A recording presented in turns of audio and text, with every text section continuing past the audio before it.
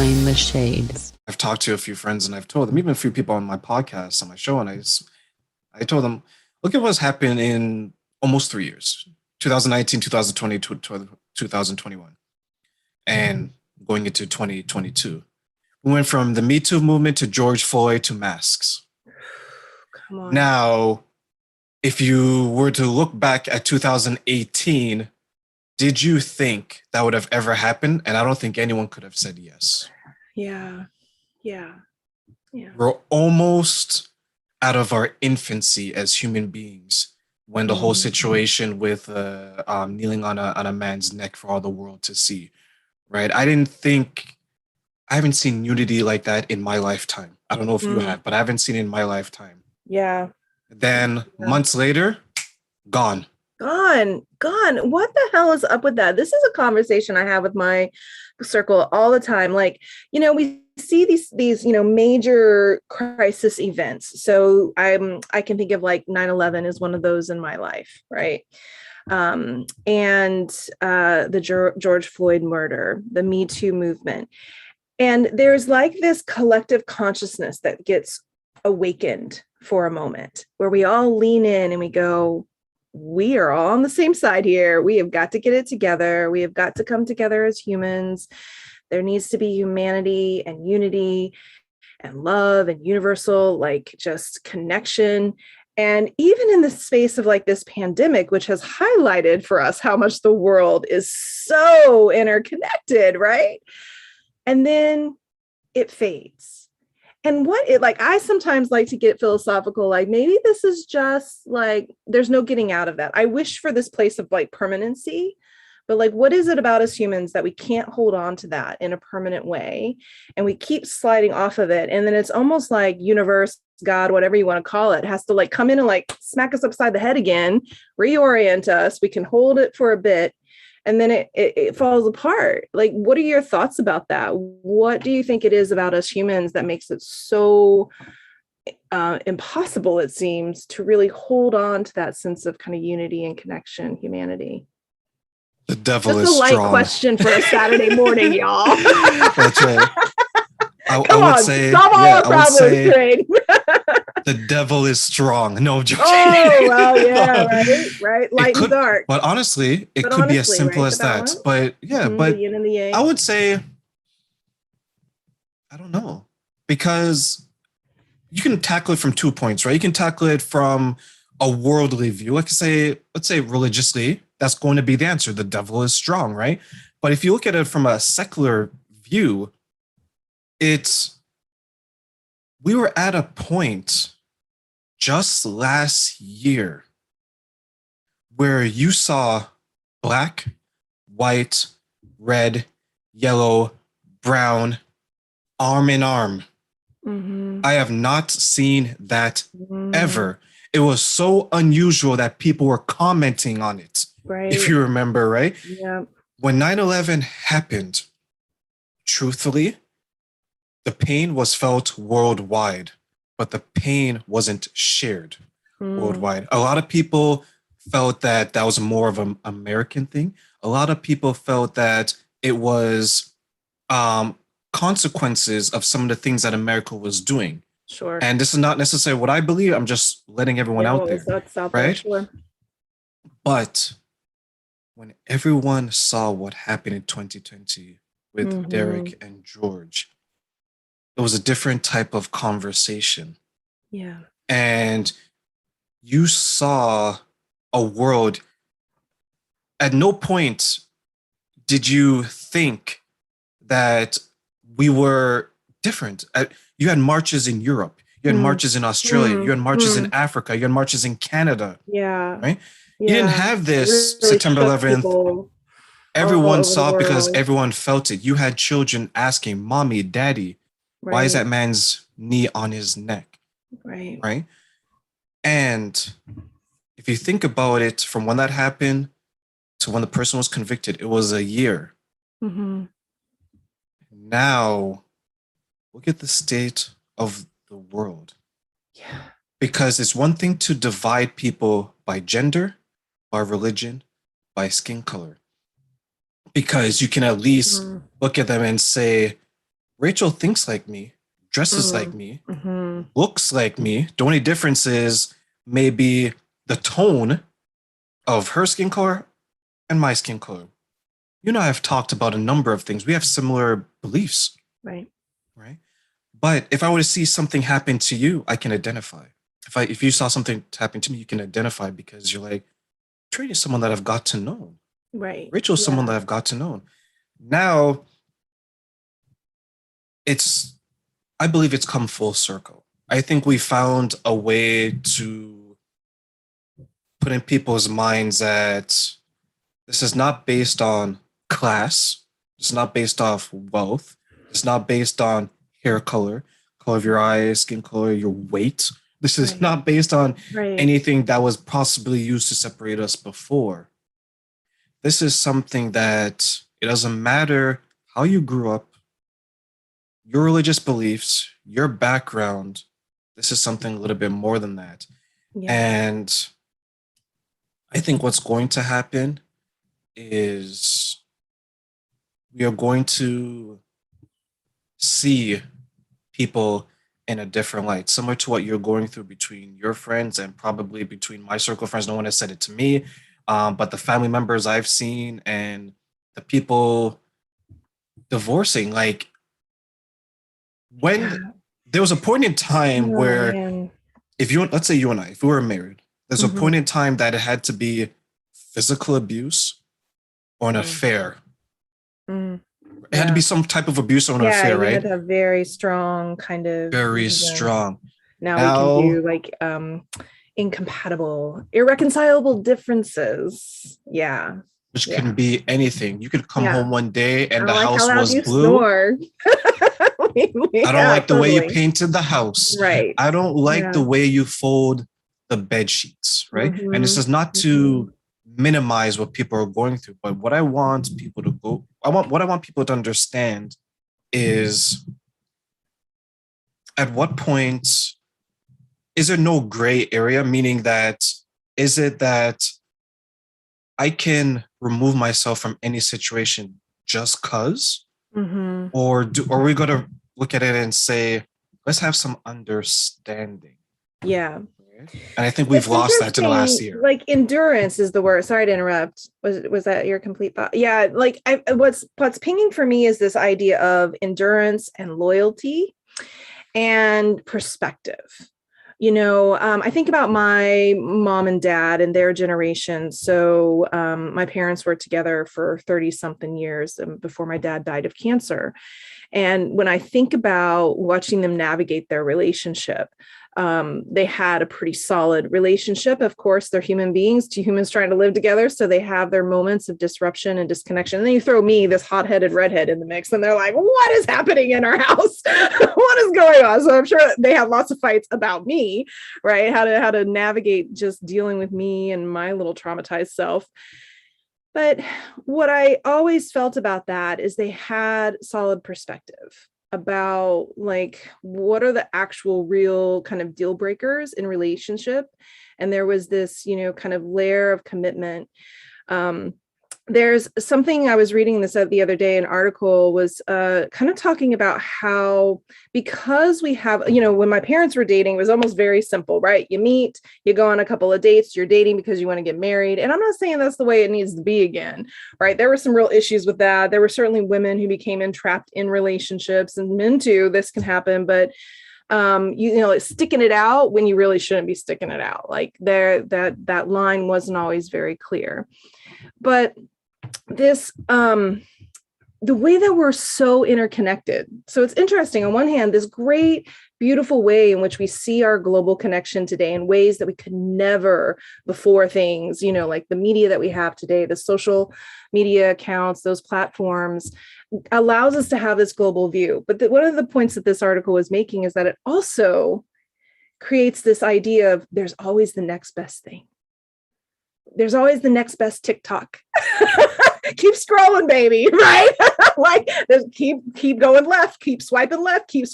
I'm sure you're going to find a better one, right? And that this has actually is in part and parcel a little bit with why we see some of what's happening in the way that relationships are navigated these days. And people don't necessarily, the idea of ride and die, like it's a nice concept, but it's hard to see it in a lot of relationships these days. And I will stretch that off to everything from your professional relationship, your job, romantic relationship, the person you're with, and interpersonal with your friends. You don't have to be friends with the people you grew up with anymore. When the world was smaller, right? And I think sometimes we forget about that because especially people, I won't say our generation, but especially people who are around our age and maybe a little bit younger, maybe they don't remember the world where it was a point where it was you and your state or your province, or for some people, your city. Now it's at the point where it's like, well, if I don't like the people around me, forget fixing the relationships, I'll just move. Yeah, I'm gone. Right? Yeah. Start over, the problem. Else. You're the problem because remember, it was I'll leave the house to go find a better partner. I'll leave my neighborhood to go find better friends. Yeah. Those constraints aren't there anymore. Yeah. If I want to cheat, I can go cheat with someone with a girl from Brazil. If I really wanted to. Exactly. Right? If she wants to divorce me, she can divorce me and go find someone in New Zealand. Like the world is a large place, but because of technology and specifically social media, it is so much smaller because we're bombarded with images of what? Of positivity, of greatness. Oh, this girl's on social media. Did you see that girl's ass? You see that guy's on social media. Did you see his abs? And you look at your partner and you're like, look at my little chubby baby. Yeah, right. Yeah. Like that whole, whole world, like exactly, like the world in which we really like have an idea of like what it means to grow old with someone. That's really hard to conceptualize. And I love what you're saying there, just in the space of the ways in which we look around at the opportunities and it's the classic grass is greener on the other side. But the problem with that is something going back to my Jamaican mother-in-law. She used to always say, Rachel girl, no matter where you go, you take yourself with you. And that's the thing. There's this way in which we have, and I think it's an age-old story, but we're still wrestling with it as human beings. We haven't cracked the code on this yet, how to stop externalizing our joy and our happiness. We keep looking for the guy or the girl or the guys or the, like, who knows? Like, if you're polyamorous, right? You want to have layers and layers of relationships. We're looking for the job. We're looking for the home. We're looking for the car. And that all of these things are going to somehow add up to this internal sense of like worth and contentment. And of course, it never, ever works. And so how do we actually cultivate a sense of contentment, remaining, right? Like there's this song, just like, all I really want is love that lasts, when I'm in my sappy romance like place. I'm like, this is one of the songs that I listen to. I'm a hopeless romantic. I love the idea of having to old forever and ever, amen. And yet I've been in broken relationships, multiple times, and it's frustrating. Right. And I fall into the trap, and I certainly see others. So what do you think about that piece? The externalizing contentment, joy, happiness aspect of things. You think that's at play? Do you think it's that plus something else? I think it comes from people not getting it internally. Right. If you would externalize your joy, right, meaning that your joy is going to come from something other than yourself. I would ask the question, why is that happening? People think I'm arrogant when I walk by in a mirror and I do the double take. When I walk by a mirror, I look in the mirror because I feel, good for you. Yes. I'm the hottest thing in the world. God gave, when God said, let there be man, he was thinking of me. Like that needs to be Perfect. To the Christians out there, I do apologize for that blasphemy, but oh dear. Yeah, don't you think that's how God would want all of his beings and creatures to feel about themselves? Like, you need to love yourself that way. Right, exactly. Like I think that's a an honor to a deity or a god, because especially in the concept of like we are created in the image of, God isn't walking around feeling worthless. God isn't walking, this concept, this idea, right? So if our beingness is a derivative of that essence, this is one of the things that Mary Baker Eddy says in Christian Science. If we are born of the tree and the roots are good, then the limbs and the branches can only be good. Yeah. And so walk by and love on yourself, especially because if you're not doing it for you, you can't count on anybody else to do that. It's bonus when somebody else speaks that into your life. I jumped in again. Go ahead, Terrain. Sorry. No, you're right. But that's the question people have to ask themselves. Yeah. Right. Because I asked someone this question, and I was actually, and they had to take a pause. I asked them, do you love you? Mm-hmm. And the person said they don't know. And I asked them, okay, what is preventing you from loving you? And they had these reasons, like, well, I can lose a little bit of weight. I wish I was more active, all this stuff, right? I wish I had a little bit more. I wish I dressed better, right? Yeah. And it's interesting how it always comes down to physical appearance, because that's what we show the world. Yeah. Right. So when I asked them that question, I followed up with this. If you don't love you in the way you want to be loved, why do you expect anyone else to? They took a step back. Yeah. I was like, isn't that fair? Isn't it fair to say that if you don't love yourself in your current state, why should someone else? Because the person doesn't owe you the love. Mm-hmm. You owe yourself the love.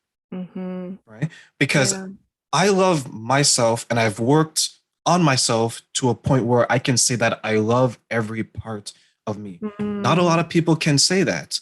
And if they can't say that, don't expect the world to love you or to give you that love, because for those listening, the world is a cold place, and the world owes you nothing. It doesn't owe you understanding. It doesn't owe you forgiveness. It just owes you a place to exist in.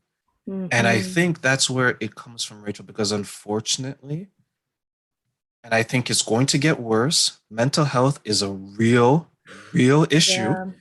And the fact that we have people isolated, alone, broken, losing people around them, whether it's because they've lost jobs, they've died, they've fallen sick, whatever the case is, where else are you going to find love? And the cheapest, fastest way is to take a selfie, alter it, put your filters on, put it out for the world to see. Right? And then when you see the likes and you say, oh, you go girl, you go guy, you look this, it's a drug.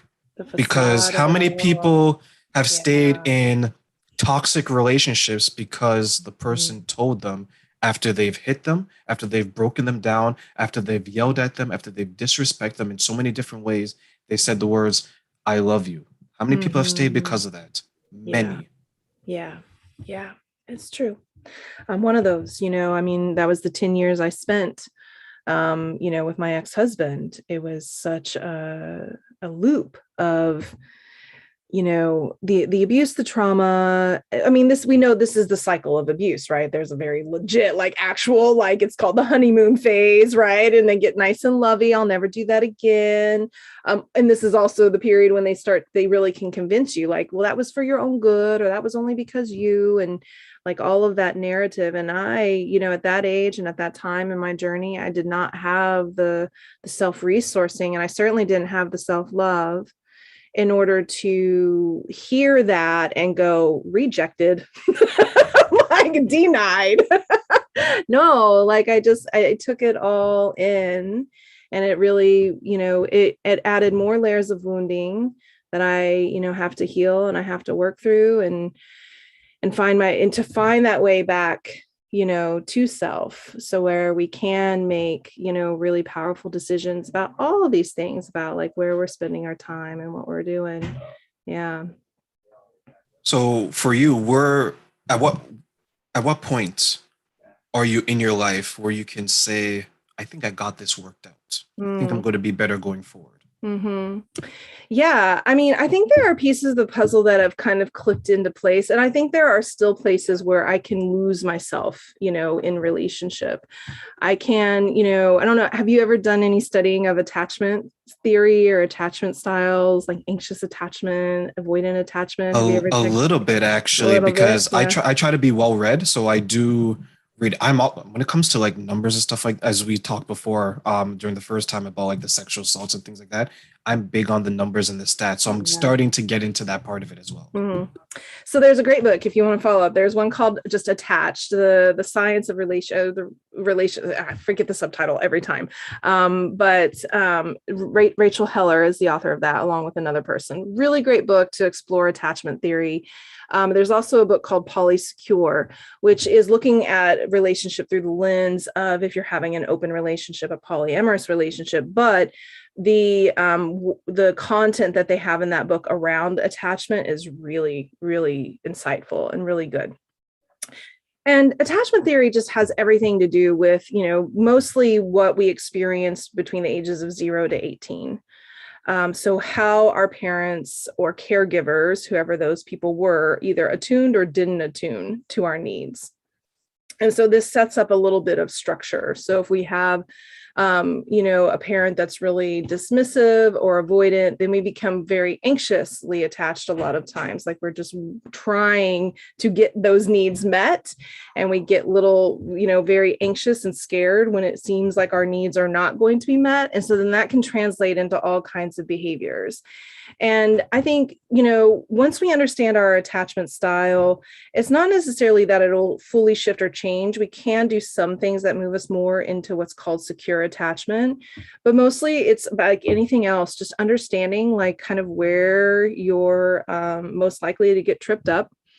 And I find in my relationships, that's one place. Yeah. Cause like I can really get into the like, I need you to need me so that I know you're not going anywhere.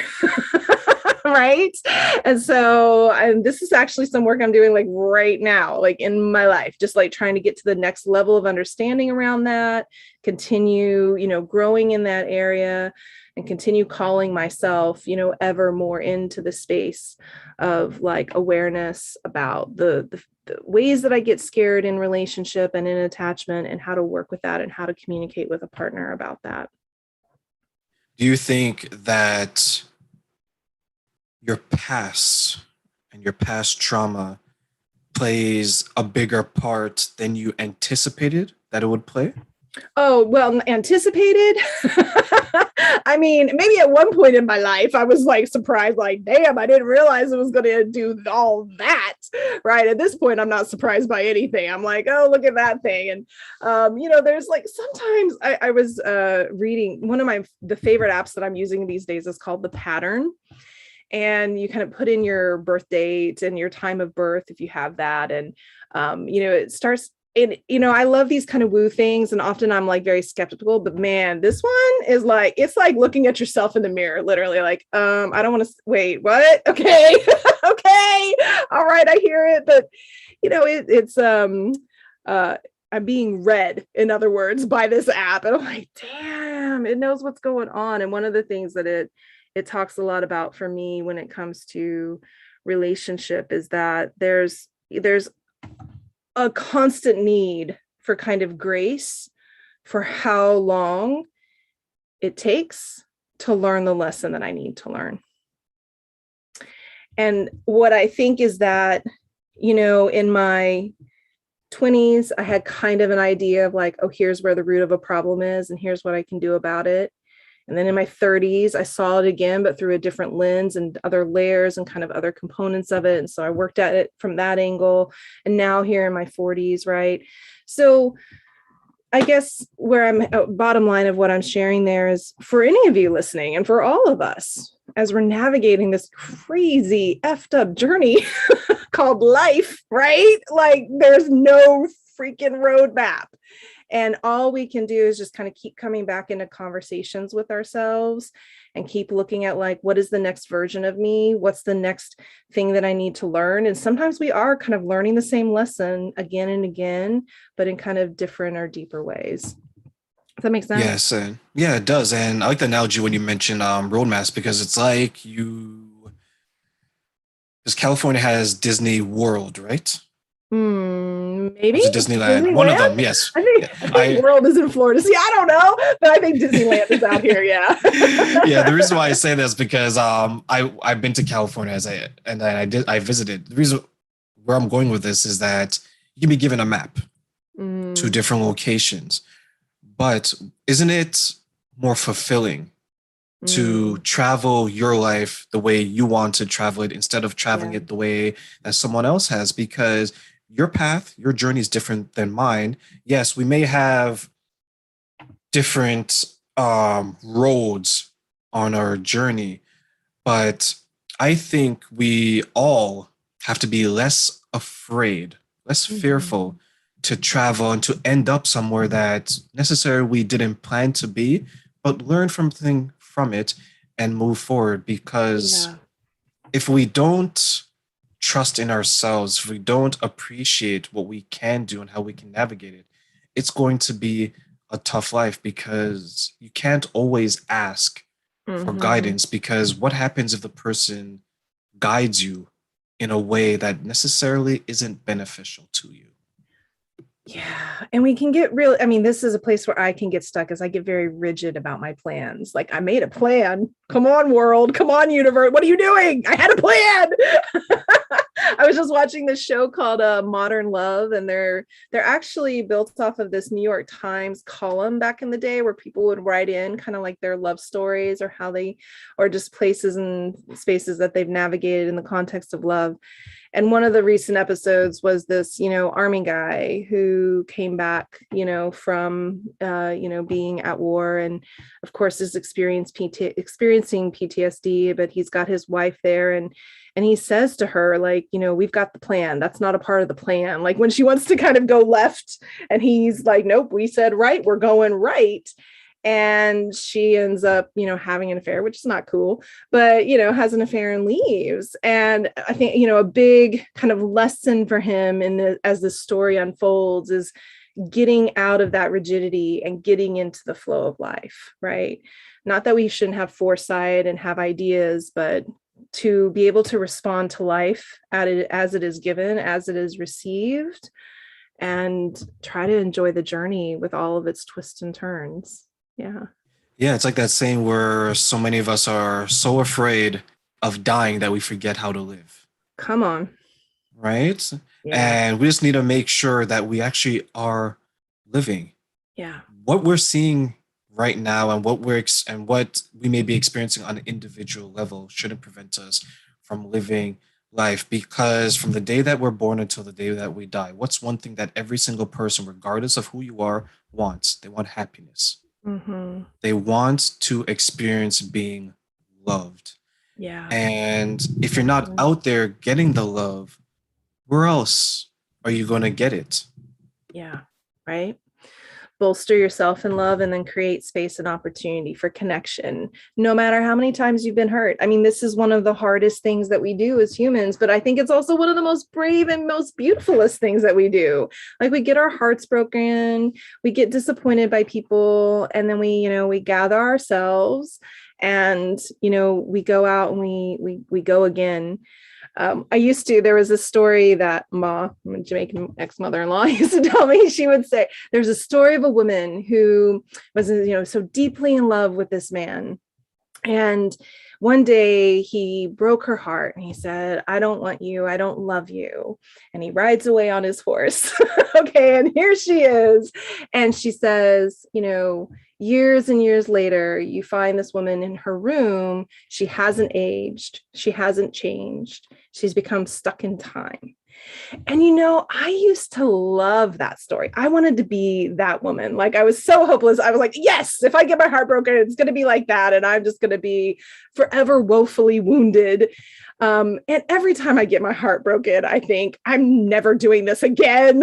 Like, I'm done. I'm not going to, why would I put myself through this again? Right. And yet, people come into your life that you just can't ignore. Right. They spark something in you, they ignite something in you. And so We have to be careful not to become frozen in anything. Trauma, right? Lost love, the death of a loved one, the death of something that you love, the loss of a dream or a passion. I had a client, it was a little bit like pulling teeth, Terrain. I love her, but it was like, come on, because like she was just so in the place of like, I had this dream of being this, and then I got sick and I couldn't be that. And we just had to do a lot of work, which is fine. Like sometimes but at least she was doing the work, right? But she was for a good, year and a half, really just stuck in the mourning and the grieving of that dream. And like, if it can't be that, then my life is over kind of place. So we have to watch out for that for sure. I have friends that are exactly like that, where it is this or it's nothing. Plan B is enforcing plan A. They don't understand that. Almost made me spit my coffee out. Plan B is enforcing plan A. Oh my gosh, that's so good. Quotable. Like they don't have an understanding of what happens if it doesn't succeed. Yeah. I want to be president of the United States. Okay, what if I don't make it? Then what? Right. Yeah. I want to be Michael Jordan, LeBron James. Well, what happens if I'm not? Yeah. I want to be Denzel Washington. Well, what happens if I'm not? Yeah. Right? And I worry about certain people who think that way, because if your dream means your world to you, which it should, right? You should love your dream. You should own it. But if you can't come to terms with the possibility of your dream not being fulfilled in the way that you want to fulfill it, am I to expect to see you on the news knowing that you have taken your life? Because for some people, it can be that serious. Yeah, hopelessness, right?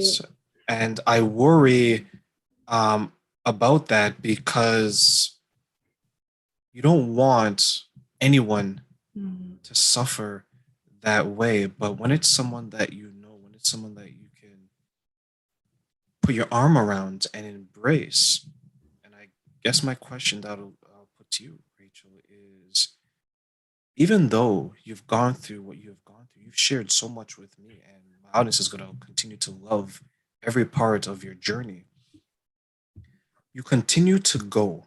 You continue to try.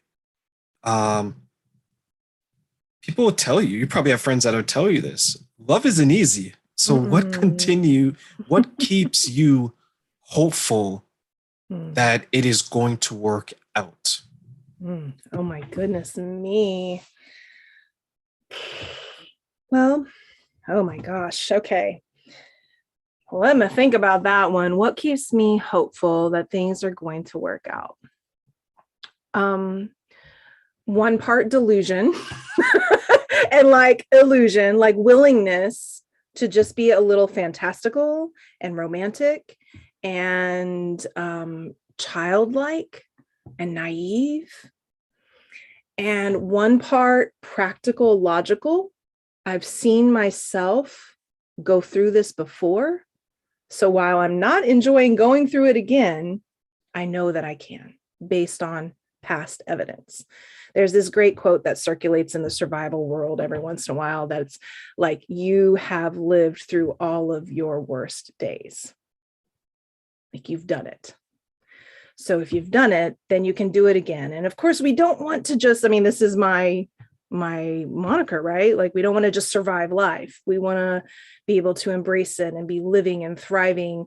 But when we're going through the seasons in our lives that are dark, holding on to the idea that there is light, it almost comes right back to what we were talking about earlier. There is always the yin and the yang of life. Seasons of darkness can last for a very long time, but they don't last forever. I just fundamentally have this internal, maybe it's an internal compass that always points me back, despite no matter how far into despair I get, no matter how much I think about suicide. And like, this would be just like, can we get this over with already? Like, I've had those seasons in my life. That something anchors me back into life. And honestly, most of the time, that is the people that I love. The people that I love, who are constant, even as others come and go. Like, I have those people. I have a passion. I have something that I care deeply about, right? So that keeps me motivated. There's this really great question that Gabor Mate offers. He says, when people are feeling hopeless, they've lost connection to who or what matters to them. So I suppose in those moments, on a very fundamental, practical level, I just reconnect with those two things. And then that helps spur me on, keep me going. And I'm also just super, super stubborn. Like, I'm just really stubborn. And I'm like, damn it, I am going to make this happen, right? Like, I'm going to get what I want. It's going to happen. I'm not going to give up on it. So that helps too. A little bit of stubbornness. Yeah. No, and that's how it should be, because I know when we're going through something, it feels like it's going to be forever until we get out of it. Yeah. But you staying positive and doing that is beautiful, because that's what is needed. Not everyone can find someone when they're 14 years old and marry their high school sweetheart and live happily ever after. It happens, but it's not something that we all should expect. Mm-hmm. And there's so many times where there's something that I wanted, or even that maybe you wanted, and we didn't get it or didn't pan out the way we thought so, but we keep going. That's the beauty of human beings. We just keep going, because if we were to give up, who knows if we would have even lasted this way, with all the issues that groups of people went through in the 1800s, 1900s, 1700s, throughout the history of mankind. Yeah, we've gone through so much. So imagine if we just decided we've had enough. We've had enough. Right? There wouldn't be someone on the moon. We wouldn't have space travel. My goodness, right? We wouldn't be able to connect over Zoom, because that's still relatively new if you think about it. I know. I saw a guy zipping around the other day on one of those like little hoverboardy kind of things. I was like, wow, I really am living in Back to the Future now. Like, it's really happening. It's beautiful and amazing, the creativity. Exactly. And I think that's where the beauty of humanity really is, that we witness these obscene, unfathomable, terrible, wrong, bad things. And we just have this sense of fortitude and willingness and perseverance. And surely we can figure that out. Surely we can solve that. Surely we can do better at that. And I think in any march forward, I mean, I think it was Ruth Bader Ginsburg who said this, but sorry if I'm misattributing it, but that the pendulum of justice, like, always course corrects. Like, that's not a direct quote, that's a paraphrase, but the idea that the pendulum of justice will swing over here into these places where it just seems like what we're feeling with what's happening and has been happening so for way, way, way, way too long for people of color in this country. What we're starting to see, this like retrograde action around abortion laws, but that eventually that pendulum always swings and course corrects. And that, I think, is the thing that I try to hold on to when I'm looking out into the world and watching people in fear, watching people hurting, and watching the big social issues that we still have to tackle. Like, in all, if you really think about it, the US is a very young country. Like, we haven't actually been around that long. And it's kind of like we are these braggadocious teenagers. You know how teenagers think they know everything? That's kind of the US. Like, we're in our teenage years, I feel like. And if you look at, these other countries that have just way longer histories, in many ways, they've gone through the growing pains and they've been, through a lot of this process. Some of those places have evolved. Some of those places have become stuck. It's almost like very much like what we're talking about too, like that rigidity, that this is the plan and this is the way it is. But I try to just hold out hope that that our country is young and that eventually it will get its shit together.